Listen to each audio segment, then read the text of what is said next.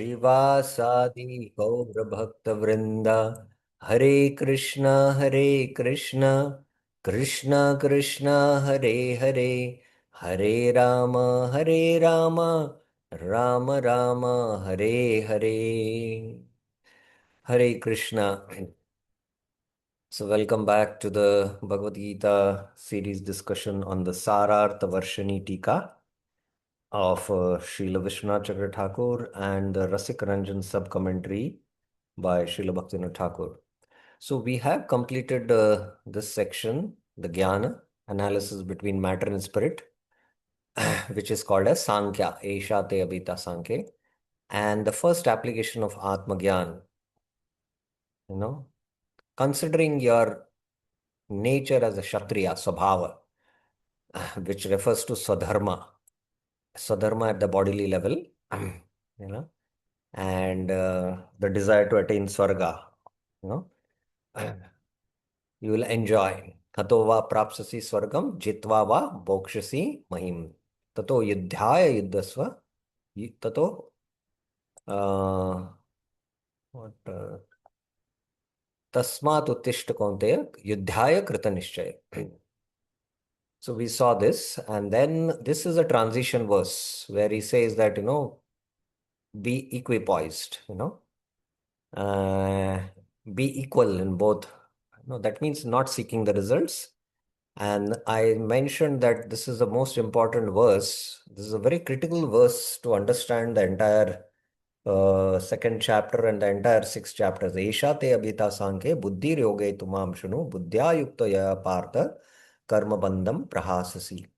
So four terminologies are introduced here. One is Sankhya, Buddhi, Yoga, and Karma.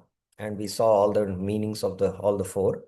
And basically, Buddhi, there is nothing called as Buddhi Yoga. It is a stretchable term. It can mean Karma Yoga, Jnana Yoga, or Ashtanga Yoga. Especially here, it means Nishkama Karma Yoga, which leads to Atma Gyan, or Bhakti Yoga, which is pure devotional service. So that's how Vishwanath Chakravarti Thakur translates. Even Prabhupada also translates like that. So we mentioned how intelligence used to understand Bhagavad Gyan is Bhakti Yoga. Intelligence used to realize the self, Atma, is through Nishkam Karma Yoga. That's also called as Buddhi Yoga. So these two meanings of Buddhi we saw. And then this was a very important verse because here directly Vishwanath Chakravarti Thakur mentions that this is directly speaking about Bhakti Yoga. There are two types of yogas. One is direct Bhakti Yoga, hearing and chanting, and prescribed duties offered to the Lord, Nishkam Karma Yoga. So now he mentions how this Bhakti Yoga is superior, is Nistraigunyo, which Krishna will speak in the further verses. And the glories of Bhakti Yoga, he mentions, and then he mentions how Gyan is in Sattva, Karma is in Rajas, but Bhakti Yoga is, transcendental, Nirgun, he says. And then he mentions that Dadami Buddhi Yogam Tam is referring to, Buddhi Yoga is referring to Bhakti Yoga, and Durena Hi Avram Kamma, Buddhi Yoga, there it is referring to Nishkam Karma Yoga, which will come up further. So he directly glorifies Bhakti Yoga. That's how he takes this verse. Now we are going to discuss 2.41 in our discussion. 2.40 is where we last completed the discussion. So 2.41 is where we are going to continue. व्यवसायात्मिका बुद्धि एकेह कुरुनन्दन भौषाका हि अनन्ताश्च बुद्धयो व्यवसायिनाम्. Resolute intelligence, vyavasayatmika buddhi, is only one in this process. Iha eka. So one in this process, here again we have to take within the flow of how Vishwanath Chakravarti is saying, we'll have to take it as, in this Bhakti Yoga, because previously 2.40, Vishwanath Chakravarti has, mentioned that these verses are speaking about Bhakti Yoga, 2.40 to 45.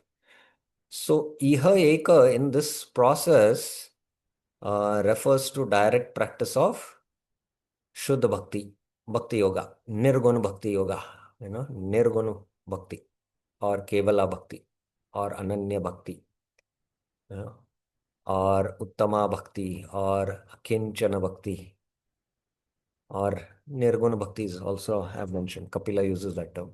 O son of the Kurus, Kuru Nandana, the intelligence of those who are irresolute, Avyavasayinam Buddhaya, has many branches of action. Bahushakahi, and unlimited desires, Anantacha. So this is one of the most important verses, and this verse is very dear to our founder Acharya, His Divine Grace A.C. Bhaktivedanta Swami Srila Prabhupada, because Prabhupada, when he read this commentary on Vishwanath Chakravarti Thakur, his resolute determination to execute the instructions of the spiritual master, he was very inspired by this uh, commentary on this verse. So we will go through that. Moreover, among all types of intelligence, that intelligence concentrated on Bhakti Yoga is the best. That's how Vishwanath Thakur is writing commentary. Vyavasayatmika Buddhi, he Eke hi Kurunandana here refers to intelligence applied in Bhakti Yoga. Whereas intelligence applied in Nishkam Karma Yoga, Gyan Yoga, or other yogas, they are many branches because they have unlimited desires. So he'll show in his purport how it is so. Resolute intelligence fixed in Bhakti Yoga is only one. Ekehi Kurunandana.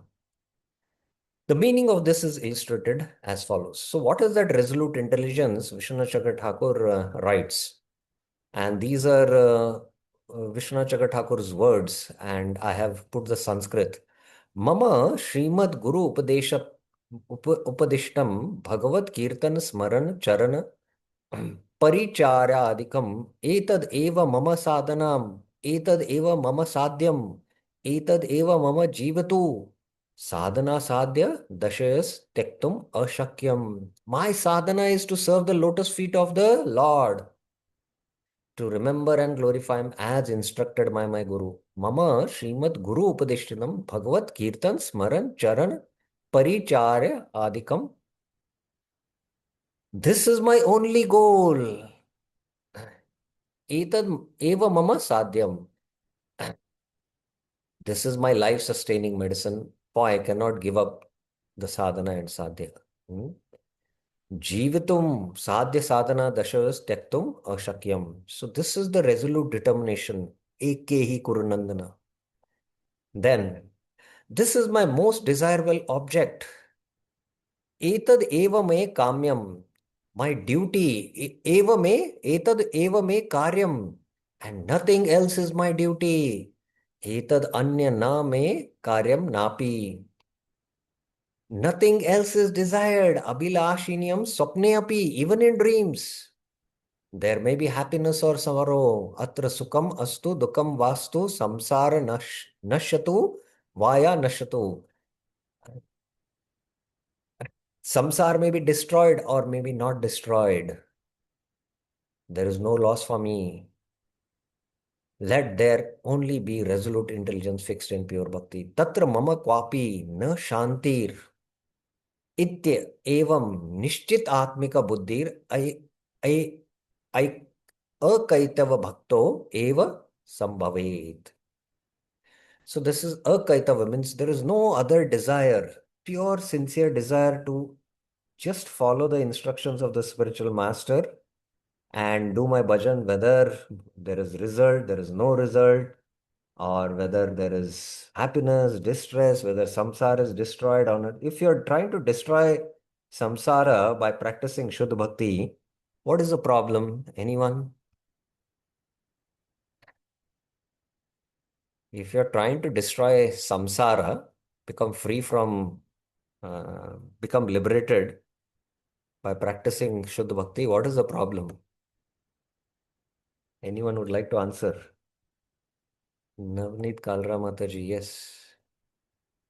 Hare Krishna, Prabhuji, I'll try. Hmm. It's not pure bhakti. Anya Abhilashita Yes, Shubham. yes, it's not pure bhakti, it's not Anya Abhilashita Shunyam. Very good. You know? So, this is, following the instructions of the spiritual master and executing that instruction and making that as in the life and soul, that will guarantee everything. Sakshat Haritvena or Yasya Prasada Bhagavad Prasado.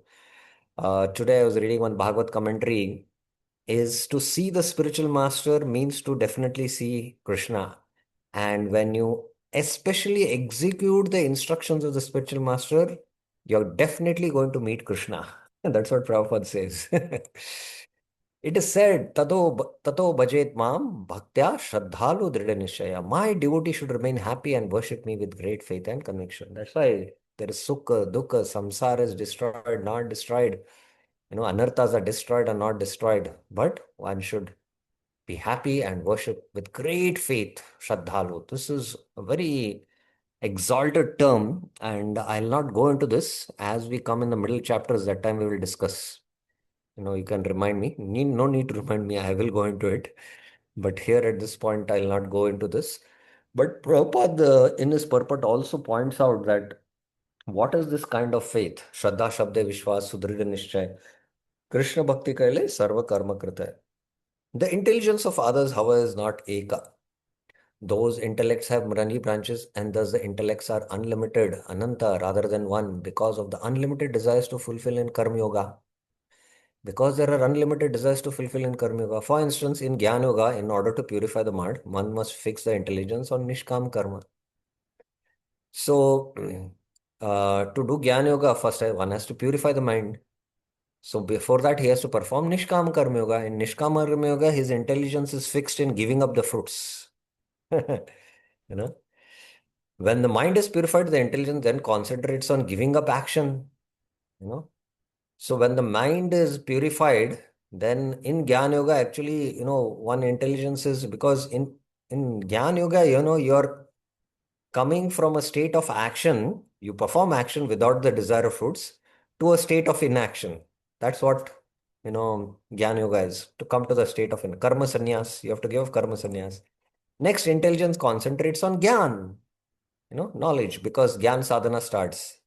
But the intelligence at that time must also concentrate on bhakti so that Gyan does not become devoid of results. Because that Gyan yoga, there is a mixture of bhakti. So he has to also concentrate on that, you know. So there are 20 items of knowledge which Krishna will explain in the 13th chapter, 8 to 12 verses. And out of which two are, directly bhakti. The other 18 items are elements of Gyan. So he has to concentrate on Gyan elements of the Gyan sadhana practice plus the bhakti. So he's not chaste in one sense. Because if he doesn't concentrate on bhakti, because only that bhakti which is there in his Gyan sadhana gives the results of liberation.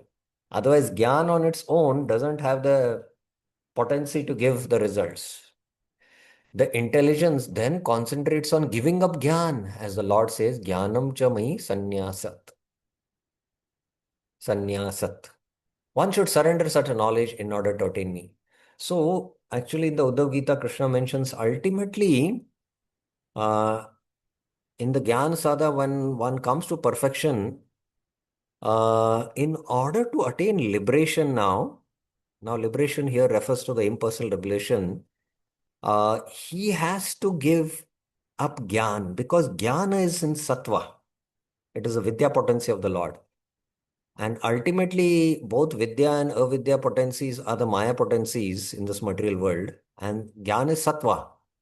And the Bhakti element which is in in that Gyan, with that Bhakti element, he attains liberation. So it's Bhakti only which gives him liberation because he has desire. But if he is attached to Gyan, then it will not give him liberation. So that's why he has to give up also Gyan. So intelligence is fixed on that. Thus, the intelligence or minds concentrating on different objects are said to be of infinite or many, because the intelligence is fixed in giving up the fruit, giving up action, giving up practicing jnana and bhakti, and then giving up jnana. So, like that, because of many desires. And the types of differing sadhana are also many, since karma, jnana, and bhakti must all be performed. All these sadhanas have to be performed, different types of sadhanas. There is Nishkama Karma Yoga, then Jnana Yoga, but there is also Bhakti because it is Jnana Mishrita. It's uh, Mishra Bhakti it is. There are two types of Bhakti Yoga, Bhaktivinoda Thakur. The primary is in the form of Shravan Kirtan, hearing, and the secondary is in the form of Nishkama Karma Yoga, selflessly offering of Sri Krishna the results of our actions. So this even Vishwanath Chakra Thakur had brought it in the 2.40 purport. The goal of primary form of bhakti is me alone, AKE. It's only Krishna alone. For this reason, this type of buddhi yoga is called Vyavasayatmika, resolute, or Nishchayatmika, unflinching. The intelligence of irresolute persons who are not exclusively attached to attaining me is directed towards performance of fruitive activities, karma. Here he only brings out karma. Their intelligence is many branched because they have unlimited material desires. So this is in the beginning stages of the yoga ladder, because there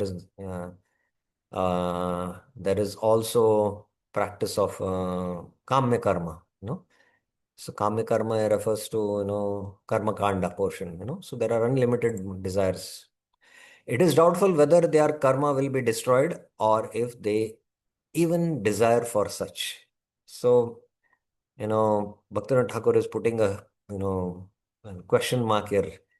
Actually, sometimes, they don't want to destroy their karma because by that karma only they are going to get a higher birth, heavenly body to enjoy.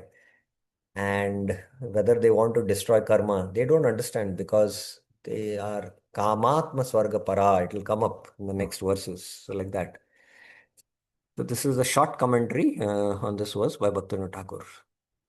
Okay, now uh, what Krishna is doing, please try to understand in 2.42 and 43, he speaks about, karma kanda.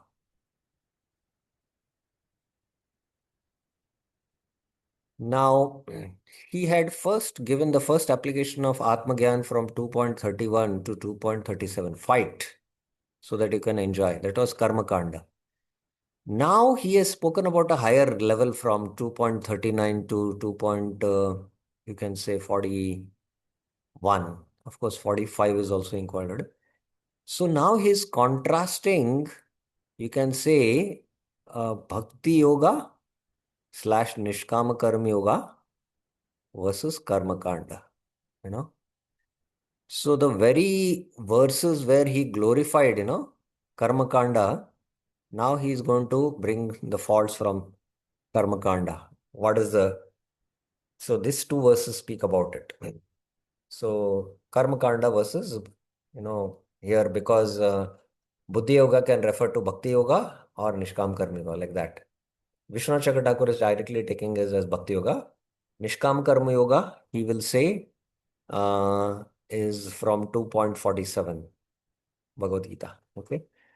So let's see. Let me finish these two verses and then I'll take up the questions. Okay. यामिमां पुष्पितां वाचं प्रपद्यन्ते अवपश्चित भेदवादरता पार्थ नान्यत् अस्तीति वादिन. The unintelligent people, avipashyata. So he calls them first, those followers of karma. He had a glorified here, hatova prapsasi swargam, there is no higher glow like for a kshatriya, when such war comes. Now he's saying, they are avipashyata, they are unintelligent, absorbed in discussing the Vedas. Vedavada Rata. Rata means they are engaged, who propound the theory that matter is everything. Nanyat astiti vadina. Attractively speak flowery words. Yam imam pushpitam vacham pravadanti. So they speak about this. Vishwanath Chakravarti. This verse speaks of the persons with wavering intelligence. That is, avevasayinam, involved in sakam karma, who are very dull-witted, who are after sakam karma. So is, contrasting that. They speak excellently. Pra vadanti. Vadanti means to speak, but pra is a prefix. They speak excellently. It's an adjective. Pleasant words of the Vedas, which are like poisonous but attractive flowering plants. So the fruits which mention of going to Swarga, they speak about it excellently, but actually it is like poisonous. Note, pra here stands for prakrishta, which means attractively. Prakrishta rupena vadanti. Since their consciousness has been deluded by those words, they are not endowed with fixed intelligence. Taya aprita chetasam vyavasayatmika buddhi samadho na vidiyate.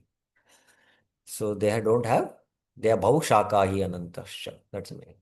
The sentence is completed in verse 44. So it's connected, to verse 44 also, 42, 43, and 44. Because of the impossibility for them to accept that fixed intelligence is not taught to them. So because they are so much attracted to the fruits of the Vedas, which proclaim heaven is the highest. So they cannot develop resolute intelligence in Bhakti Yoga towards me, because Bhavushaka, they have many desires to enjoy like that. So what do they speak in this way? Why do they speak in this way? They speak in this way because they are fools, avipashita, because they interpret the words of Vedas, Vedavadarata, such as following. Akshayam ha vai chaturmasya yajyani sukritam bhavati. One who has worshipped by the means of the vows of Chaturmasya attains pious credits which never become depleted. Akshayam.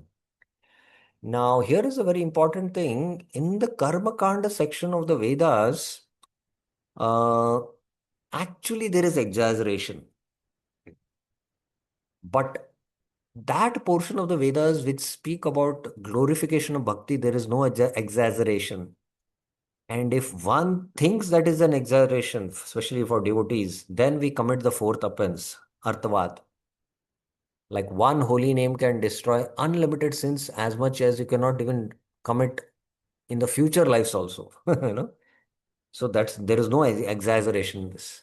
But here you can see akshayam, but actually the results are depleted. Shine punne marte lokam. But here there is over exaggeration given, because because they have these kind of desires, and it attracts them, so that at least they, through the path of Vedas, follow dharma and slowly, gradually get purified.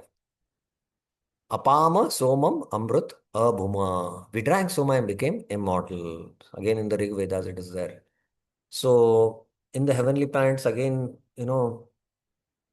Amrita means it is deathless. Deathless means there is death there. There is one sense no death there, but life comes to an end. The enjoyment in the heavenly pleasures, when your pious credits are depleted. And Krishna will speak in 9.21, Shine Punne Marte Lokam Vishanti. So, but here, it is mentioned like that. So that's why we have to understand these portion of Vedas are meant to attract a certain class of people. They say that there is no God other than this. Nanyat asti divadana. Bhaktivinoda Thakur. Persons of irresolute intelligence, not understanding the real meaning of the Vedas, remain absorbed in the secondary meaning. Arthavad means the result of something is excessively glorified to attract people to perform that activity. I mentioned this. To fulfill their material desires and desires for celestial pleasures, they perform fruitive activities which yield material opulence and happiness, but which ultimately entangle them in the cycle of repeated birth and death. These flowery statements of the Vedas are very pleasing to the material mind and heart, but in the end produce only poisonous effects. Again, again, they proclaim there is no higher truth than this. Nanyat asti iti vadina. Further, these two verses are usually taken together because Prabhupada takes them together, but Vishwanath Chakravarti and Bhaktivinoda Thakur has written submit commentaries, so that's why I'm taking it separately. Kamatman Swargapara Janma Karma Phala Pradham Kriya Vishesha Bahulam Bhogaishwarya Gatim Prati. Filled with desire, Kamatmana. Their Atma is filled with calm, anxious for heaven, Swargapara. They think Swarganula is the highest goal of life. Swargapara. That the Vedas give the highest goal as Swarga. And there is nothing higher than this. And that's why Janma Karma Phala Pradham. Kriya Vishesha Bahulam. They speak many words concerning rituals. for attaining power and bhoga aishwarya, words for giving fruits of their action in the form of higher birth. Janma, karma, phala pradam. So perform all these actions because they are desiring these fruits and birth in heavenly abode, swarga, What type of words do they speak? They speak words about various rights, karma, giving many results for attaining power and enjoyment, bhoga, aishwarya. Words which give good karma, janma karma in terms of birth. Note, he analyzes the word bahula as giving much from the root la. La means to give, combined with bahu, many. Giving much. There you go. It's here bahula. You know, Kriya Vishesha Bahulam. So bahula means giving much, many, results. भोगैश्वर्य प्रसक्तानां तया परितचेतसां व्यवसायात्मिका बुद्धि समाधो न विधीयते. For those people who are attached to enjoyment and power, bhog aishwarya prasaktanam, whose consciousness has been deluded by that talk, taya aparita chetasam, the resolute intelligence, vyavasayatmik buddhi, does not take place. Na vidiyate, in the mind. Samadho. So basically 2.41 mentioned, व्यवसायत्मिक बुद्धि एके कुरु नंदन बहुशाखायनंतश्च बुद्ध्यो हि अव्यवसायिनाम. So avyavasayinam, what is the reason that the buddhi and these three verses speak about that? Those whose minds are attracted by the flowery words, who are attached to power and enjoyment, do not have the determined intelligence fixed firmly on one point, samadho, fixed only on the Supreme Lord. The form of the word na vidyate is reflexive passive, meaning in this case it is not attained. So I don't know, this is a grammar part, karma kartari, but it is not attained. This commentary is Sridhar Swami's version. Okay. So I'll stop here to just to know any questions on this section up till now, because this 45th verse is a very important verse and a very long commentary by Bhaktivinoda Thakur. So any questions up till now? Yes, Bir Krishna Prabhuji. Hare Krishna, Bro, Dhanatma. Bro, just two clarification, bro. Yeah. First is, bro, when we mention this, in case of Gyanis, this 20 items of knowledge in chapter 13, 8 to 12 verses. So there, bro, it says, Mai Chanini Yokin Bhakti Bevicharini. So it talks about unalloyed devotion. So how it is applicable to Gyani? No, when we go there, we'll see. But let me make a point here and we will take up detailed step by step, See, in the middle 6 chapters, Krishna speaks about Mishra Bhakti, Yoga Mishra Bhakti, Karma Mishra Bhakti, Jnana Mishra Bhakti, but he speaks about Shuddha Bhakti, which is the term Ananya Bhakti is used. All the verses in the middle, there are only 7-8 verses for your kind information which speak about Shuddha Bhakti. But now the 13 to 18 chapters are the Jnana section of the Bhagavad Gita, where how the same Nishkam Karma Yogi who turns into a Gyan Yogi, how ultimately attains liberation. Further, Jnana is discussed there. And while discussing the Jnana section in the 13 to 18 chapters, it also proclaims how Bhakti Yoga is superior to Jnana. So that's what it also brings out. Now, as I mentioned, Jnana, it is a mixed devotion, the Gyan sadhana, because bhakti element is not predominant there. So the term used is avyabicharini bhakti. Now there is difference between avyabicharini bhakti and ahetuki bhakti. Avyabicharini bhakti means the bhakti, they don't stop the process until they reach the goal. But the Gyanis have a goal to attain liberation. So in that sense, it is not ahetuki. So that's not Shuddha Bhakti in one sense. So they practice the Bhakti elements because they know that without practicing that, they cannot attain the results. And in one way, the Gyan Sadhana practice is dry. and only the bhakti in the form of kirtan and shravan is more relishing. I have observed also certain, there are no genuine Gyan schools, authentic Gyan schools which are following Shastra, you know. But in these institutes also, although it is, some yoga institutes, I meant to say, they have these practices, but in the evenings they have the kirtans of the holy names, and they all relish that more, you know.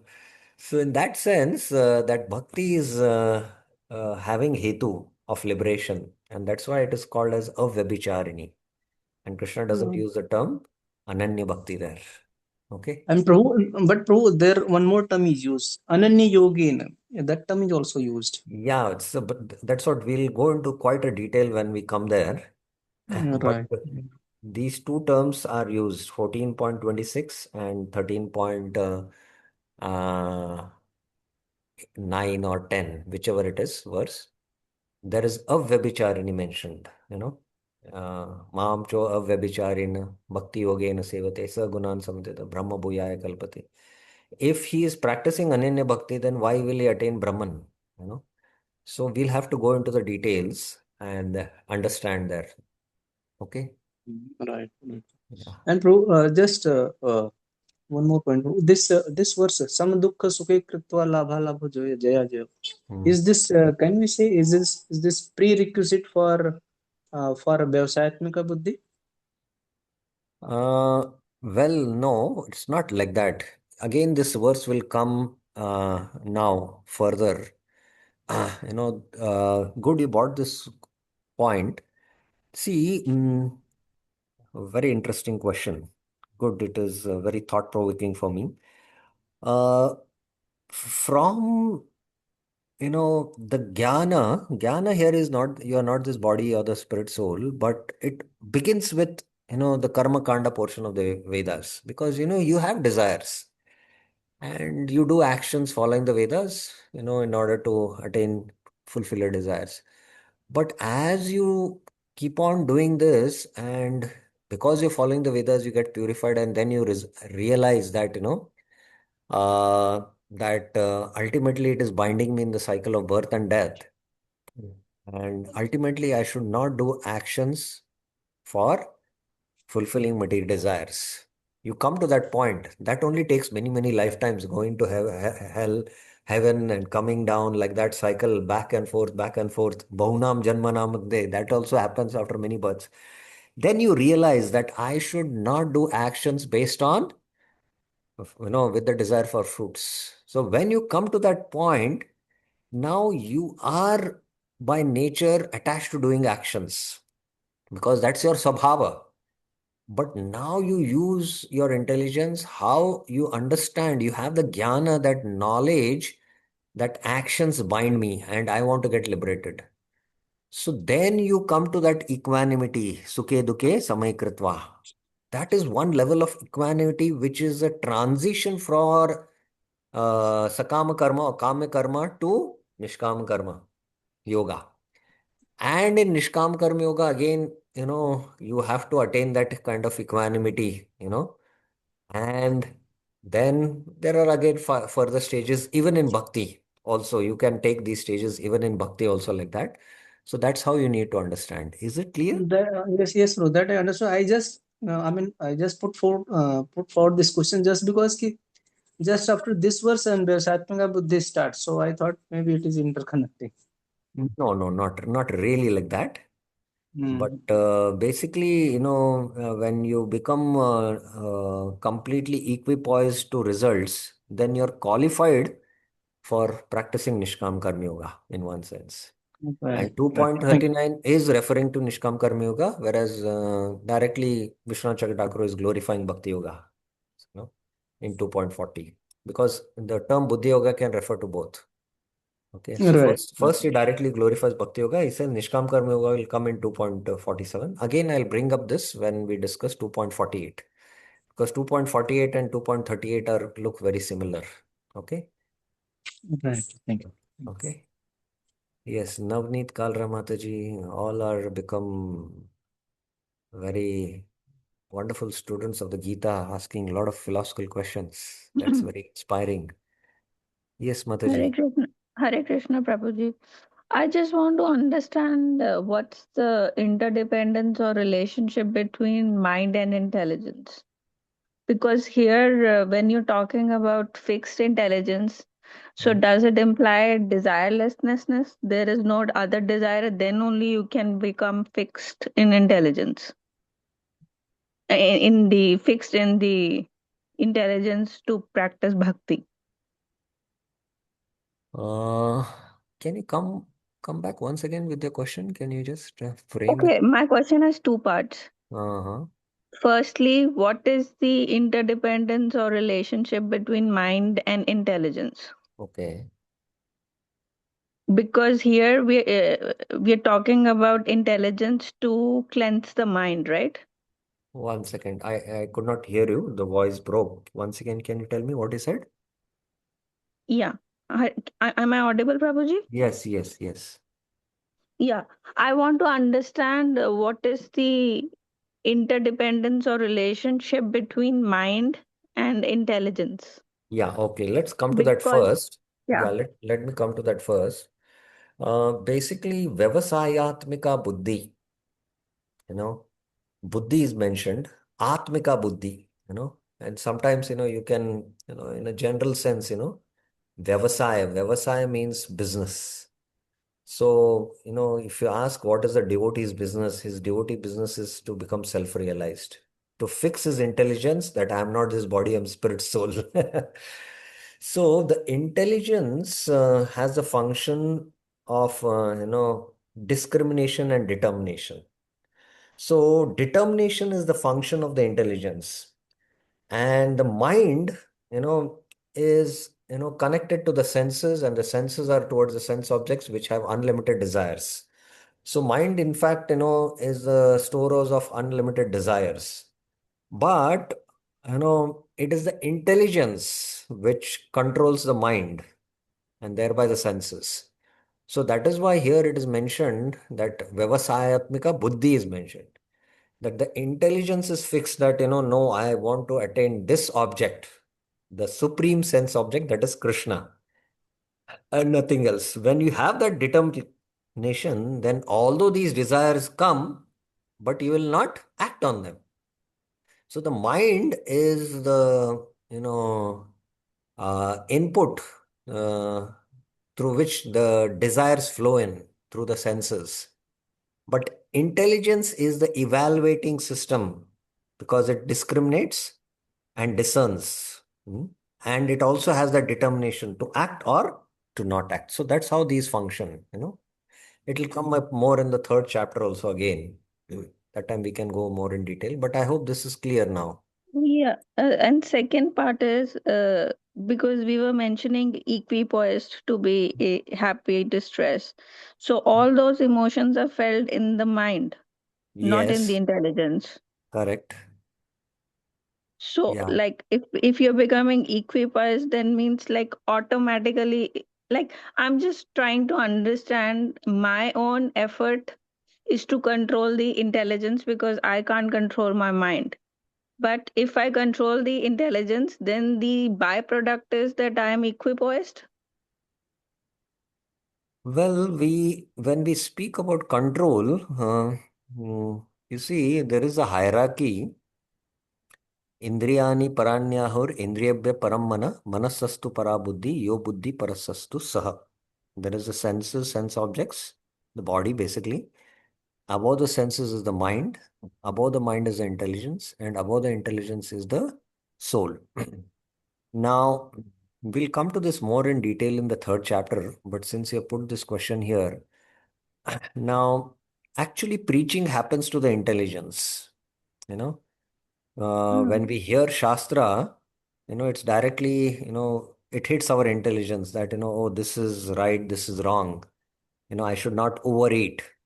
But when the Hmm. prasad comes, the mind, ye dil mange more, the mind has unlimited as, and it overpowers the intelligence. Hmm. So purification in one sense happens, first of the intelligence. Hmm. And with the intelligence, you control the mind. and thereby control the senses. And when the intelligence is fully purified, then the mind is completely under control, the senses are completely under control. Then you have conquered the mind and you have conquered material existence in one sense. So So being okay, sorry. sometimes the, it is taken as one unit, and sometimes the discrimination is done, analysis is done between difference between mind and intelligence, because they are very subtle, you know, Mhm. and only metamorphically or through personification we can, or through lakshana, symptoms, we can understand the difference. Otherwise, for us internally it is one. When emotions take over us, control, then the intelligence, cannot function, or Mm. when we act with our intelligence, then we can, we don't seem to, uh, don't seem to be sensitive to people's emotions. So like that, so this fine evaluation comes by lakshanas. Lakshana means symptoms. You have to understand the symptoms of the mind.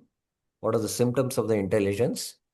As I mentioned, the mind is sankalpa, vikalpa, himana, accepting and rejecting, and then the intelligence is discrimination and determination. So like that, based on the functions, we need to evaluate and find the subtle difference like that. Is it Is okay it for you? y- yeah, can I ask one more question? Yeah, yeah, yeah. Yeah. So being equipoised, is it possible to be in that state without a purified intelligence? It's not Uh, possible, right? no, that's why when you take up to the process, the purification starts, and that equanimity, there are different levels of mental equanimity you need to attain. There is mental equanimity you need to attain with respect to heat and cold, Sita and Ushna, then Sukha and Dukkha, which actually affect the mind because these are emotions. Yeah. And then there is a level of, intelligence also. Krishna speaks in the situation, Sama Buddhir Avatishtate, one who's equipoised in his intelligence with between Shatru, Mitra, and all that, And then there at the level of ego also, there is a Man and Apaman. So at different levels, when you become equipoised, then you elevate yourself to higher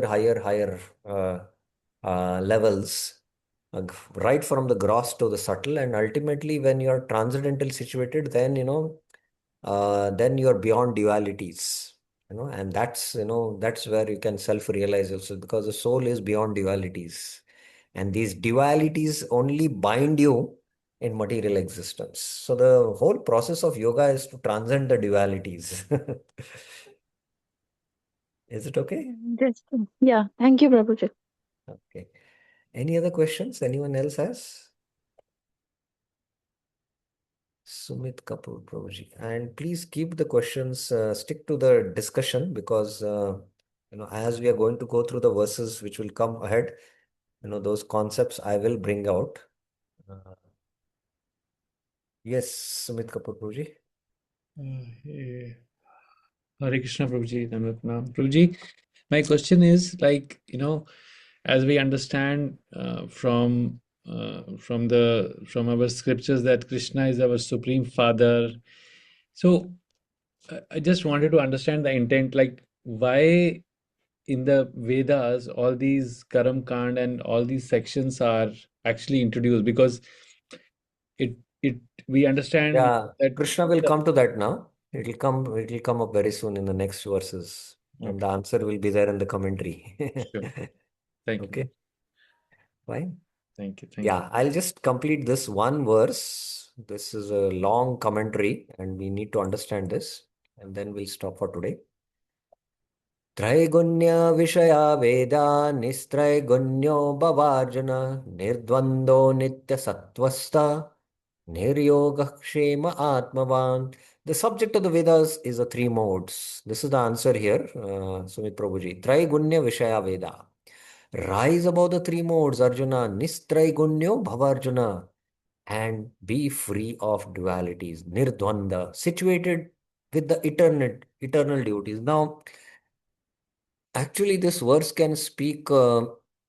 based on Atmaman to become self-realized. That's how Baldev Vidyabhushan takes, and Prabhupada also takes self-realization. After one finishes the Karma Kanda, then the Upanishads are given for self-realization. But here, Vishwanath Chakravarti Thakur Nitya Sattvasto, he mentions the pure devotees who are transcendental. So directly he glorifies Bhakti Yoga in this verse. So situated with the eternal devotees, Nitya Sattvasto, devoid of the desire for gain or preservation, Niryoga. So Niryoga Atmavan, he refers to uh, Ananyaschintayanto mam ye jana paryopaste tesham nityabhyuktanam yogakshemam mahamya aham. So, and be engaged in the intelligence given by me, Atmavan. So, Atmavan, he says, not self-realization, intelligence given by me directly. Atmavan here, Krishna, is Atma. Atma can be referred to Krishna also here. So that's how Vishwanath Chakravarti beautifully translates this verse. Now let's hear this commentary carefully. It's a very lengthy commentary. Please attentively hear this. Giving up all sadhanas of dharma, artha, kama, and moksha, and just give up all sadhanas, take shelter of bhakti yoga. This is the intention of this verse. The Vedas have the ability to reveal only karma and jnana and other topics composed of the three modes, Traigunya Vishaya, for personal gratification. So why Krishna directly doesn't give this? Because we have unlimited, we are within the modes and we have unlimited material desires. So that's why the Vedas gives a gradual progression, because the Vedas are like millions of mothers, you know, one mother, she can, so much she has love for the child and she takes care of the child, fulfills all the desires. The Vedas are like millions of mothers. So in order to accommodate these jivas who have come in this world for sense gratification, the Vedas provide all this. The suffix yaha in Traigunya Vishaya here denotes self-interest. Traigunya. Gunya means there is self-interest. Dharma, artha, kama. This statement, of course, means that the majority of the texts deal with material subjects. However, the Shrutis, Vedas do say, Bhaktir evanam nayati. Bhakti alone leads to the Lord, Mathura Shruti. So even in the Shrutis, it is mentioned that actually the Lord can be attained only by Bhakti. Yasya deve para bhakti, yata deve tata guru. One should have as much devotion in Guru as one does to the Lord. So the Shrutis also speak about it, as that bhakti is the highest thing. As well, the Pancharatra and the Smriti scriptures and other Upanishads like the Gita Upanishads and the Gopal Upanishads make Nirguna Bhakti the subject matter of discussion. So ultimately, 99 or 96% of the Vedas deal with Karma Kanda. There is only small section, but that is the real goal of the Vedas, Nirguna Bhakti.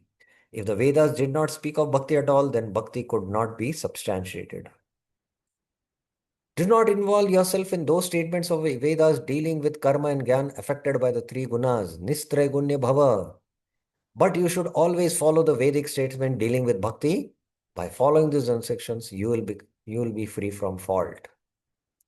What? Shruti Smriti Puranadi Pancharatra Vidim Vina Aikantiki Harer Bhaktir Utpateva Kalpate. Without following the rules of Shruti, Smriti, Puranas, and Pancharatra, pure bhakti to the Lord creates disaster. Bhakti Rasamrita Sindhu. So, Vishwanath Chakravarti Thakur is quoting from the Bhakti Rasamrita Sindhu, which Baldev Vidyabhushan doesn't do that, because Bhakti Rasamrita Sindhu is a Gaudiya scripture. By this, one can understand the Vedas deal with both material and spiritual topics, topic involving the three gunas and topics beyond the gunas. That is bhakti. Bhakti is beyond the three gunas. But you should be devoid of the gunas. Nistray gunya bhava. By following the path of nirgun bhakti offered to me, cross over the paths dealing with the three gunas. Then such a person will be free from dualities, nirdvanda, within the gunas, such as respect and disrespect. I just now mentioned man, apman, and will remain with the eternal living entities, Nitya Sattva, my devotees. So the devotees are eternal. If one way to say that Nitya Sattvasta means to be situated in Sattvaguna, then that would be a contradiction to the statement Nistraigunya Bhava. Nistraigunya means, beyond Sattva also, no? So Nitya Sattva here means the eternal devotees. You will be free from the desire to acquire what you lack, yoga, and to protect what you have attained, Shema, because of your taste for my bhakti rasa. This is because I, out of affection for my devotee, carry the responsibility. Yoga Kshema Vahami Aham. Because you got bhakti rasa, Nama Bina Kichu Nahi Tribhuvane, you feel. The day when you chant the holy name and you relish Nam Ras, and in your heart you feel, actually there is nothing to be attained in all the. So yoga and shame Krishna is taking care. You will be fixed in intelligence given by me, Atmavan. Here, there will be the examination of the meaning of Nistraygunya and Traigunya. So now he does a examination, a thorough evaluation of what is Nistraygunya and Traigunya. Now he takes Praman from the 11th canto of the Bhagavatam. Mad arpanam nishphalam va satvikam nijakarmayat rajasam phalam sankalpam himsa prayadi tamasam were performed as an offering to me. Nija karma madarpanam, without consideration of the fruit. Nishphalam is considered to be in the mode of goodness. So this is Traigunya in one sense. Were performed with the desire to enjoy the results in the mode enjoy the results is in the mode of passion. Rajasam phalam sankalpam, and work impelled by violence and envy is in the mode of ignorance. Himsa prayadi tamasam. In this statement, Nishphalam Va means occasionally devoid of desires for the results of execution of duties. Va is referring. Now, further, absolute knowledge is in the mode of goodness. Kaivalam Satvikam Jnanam. Knowledge based on duality is in the mode of passion. Raja Vikalpikam Chayat. And foolish materialistic knowledge is in the mode of ignorance. Prakritam Tamasam Jnanam. Knowledge based upon me, however, is to be understood transcendental. Mad Nishtam Nirgunam Smritam. So here the evaluation of Traigunya is also there and Nistraigunya is there. Residence in the forest is in the mode of goodness. Vanantu Satviko Vaso. Residence in the town is in the mode of passion. Grama Rajasu Uchate. Residence in a gambling house displays the quality of ignorance. Tamasam Dyuta Sadhanam. And residence in a place where I reside is transcendental. Mad Niketam to Nirgunam. So those devotees who are staying in the temple, or those devotees who have temple at their home, that is the grahastha, you have to have that consciousness that I'm staying in the temple. Huh? Please remember that. A worker free from attachment is in the mode of goodness. Satvika asangi karaka. A worker blinded by personal desire in the mode of passion. Ragando rajasa smrita. And a worker who is completely forgotten how to tell right from wrong is in the mode of ignorance. Tamasam smriti vi prashto. But a worker who has taken shelter of me is understood to be transcendental to the modes of nature. Nirguda mad apashaya. One who has taken shelter of Krishna. Fate directed towards spiritual life is in the mode of goodness. Satviki adhyatmiki shraddha. So this is satviki shraddha, please remember. Faith rooted in fruitive work is in the mode of passion. Karma shraddha tu rajasi. Faith residing in irreligious activities is in the mode of ignorance. Tamasa adharma va shraddha. But faith in my devotional service is purely transcendental. Mat sevayam to nirgun. Nirgun shraddha. This is called as nirgun shraddha. So you can see there is an examination between Traigunya and Nistraigunya. Food that is wholesome, pure and obtained without difficulty. Patyam, Putam, Anayastam, Aharam is in the mode of goodness. Satvikam, Spritam. Food that gives immediate pleasure to the senses is in the mode of passion. Rajasam cha Indriya Preshtam.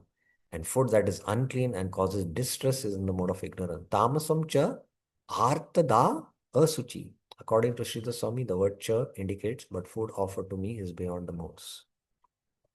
Happiness derived from the self is in the mode of goodness. Satvikam Sukham Atmuttam. Happiness based on sense gratification is in the mode of passion. Vishay Uttam to Rajasam. And happiness based on the delusion and degradation is in the mode of ignorance. Tamasam Moha Dainya Uttam. But that happiness found within me is transcendental. That is happiness in the activities of Shravana, Kirtana, They are all, Nirgunam Mad Apashayam. The last verse, after showing the objects in the three modes of nature, explained the conquest of the three modes situated to some degree within oneself by the process of Nirgun Bhakti in order to reach complete transcendence of the mode. Therefore, material substance, place, result of activity, time. Dravya, desha, tata kalo. Knowledge, work, the performer of work. Jnanam, karmam, cha karaka. Faith, state of consciousness, species of life, and destination after death. Shraddha, avastha, kritir, nishta are all based on the three modes of nature. Traigunya sarva eva hai. O best of the human beings, Purusha, all states of material beings, sarva bhava, are related to the interaction of enjoying soul and material nature. Purusha Vyakta Dishtitaha, whether seen, heard of, or only conceived within the mind. Drishtam, Shrutam, Anudhyatam, Buddhyava, they are without exception constituted of the modes of nature. Gunamayi, it's all Gunamayi. Then, O gentle Uddhava, Saumya, all these different phases of conditional life, Eta Pumsa Samsritaha, arise from work born of the modes of material nature. Guna karma nibaddhana. The living entity who conquers these moods, ena ime guna nirjita, manifested from the mind, jivena chittaja, by the process of devotional service, bhakti yogena, can dedicate himself to me, mad nishto, and thus attain pure love for me. Mad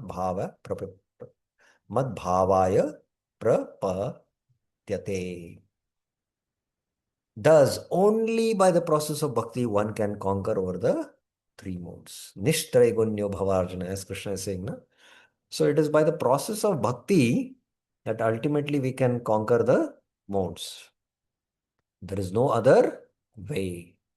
Later, in answer to the question how one can surpass the three modes of nature, the Lord says, Mam chayo avyabhicharena bhakti yogena sevate sagunan samitetan brahma bhuviyaya kalpate. Sridhar Swami explains that verse as follows. The word cha indicates exclusiveness. He who serves only me, the Supreme Lord, through undeviating bhakti surpasses the gunas. Okay, so this is where Vishwanath Chagar Thakur's commentary ends. Now, I'll just take Bhaktivinoda Thakur's commentary, which is short, but again, very nicely he brings out these two subjects which the Vedas deal with, two terminologies he uses. The scripture contained two types of subjects, Uddishta and Nirdishta.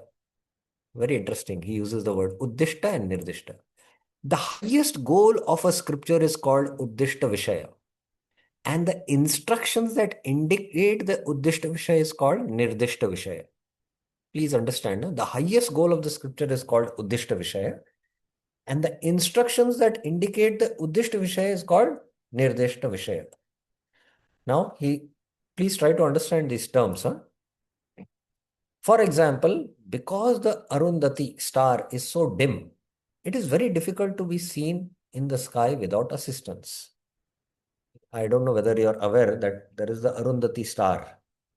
And if you have to look into the Arundhati star, it is very dim. You cannot locate it. You will have to see some other bright shining star next to it.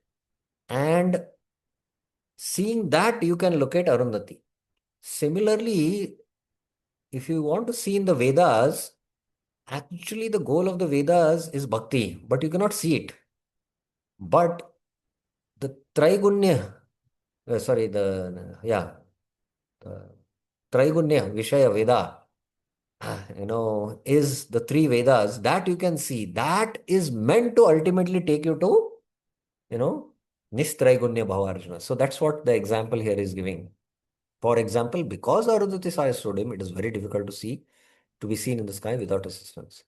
If someone's objective is to see it, his indicator will be the biggest star closest to it. So if Arundhati is the subject, now the subject is Arundhati, Uddishta, the Uddishta Vishaya, then the biggest star closest to it is the Nirdishta Vishaya.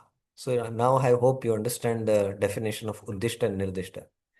Now he comes to all the Vedas indicate the absolute reality beyond the three modes. Nirgun Tattva is the subject matter of the Vedas. It is Uddishta Vishaya. But because the absolute reality cannot be understood immediately, the Vedas first describe Saguna Tattva, which is Nirdishta Vishaya. Because we are in the Gunas. Actually, the goal of the Vedas is Nirgun. He is transcendental, Okay. Maya, consisting of the three modes of nature, namely goodness, passion, and ignorance, initially appears to be the subject matter of the Vedas. Sri Krishna, Sri, it should be here, sorry. Sri Krishna therefore says, O Arjuna, do not remain entangled in this nirdishta vishaya. Rather, attain the transcendental entity or that which has been indicated to be the real subject matter of the Vedas, the Uddisht Tattva, and become free from the modes of nature. Some parts of the Vedic literature have prescribed modes of passion and ignorance. Other parts prescribe knowledge based on the mode of goodness, and specific parts explain the practice of pure bhakti, which is free from the modes. But generally, because people have material desires, they cannot see. And that's why one finished with his business of the karma kanda, then the Vedas reveal the Upanishads, which is meant for self-realization. You should attain it, I think it should be pure spiritual existence by becoming free from the duality such as honor and dishonor. In other words, by associating with my devotees, renounce the endeavor for acquisition, yoga, and preservation, shema, sought after by the processes of acquiring knowledge and performing prescribed duties. Become free from the modes of nature by the process of buddhi yoga, which is bhakti yoga only. Okay, so it's a lengthy commentary, but it's quite simple, if you understand it. So I'll stop here. Time is up. But if you have any questions on this text 45 only, stick to the subject, the discussion what we had. Anything was not clear with respect to this. If you have any questions, you can raise your hands.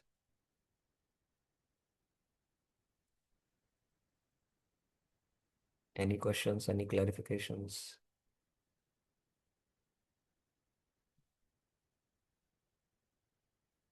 Okay, so we'll stop here and we'll continue from 2.46, which is also a little bit connected to 2.45.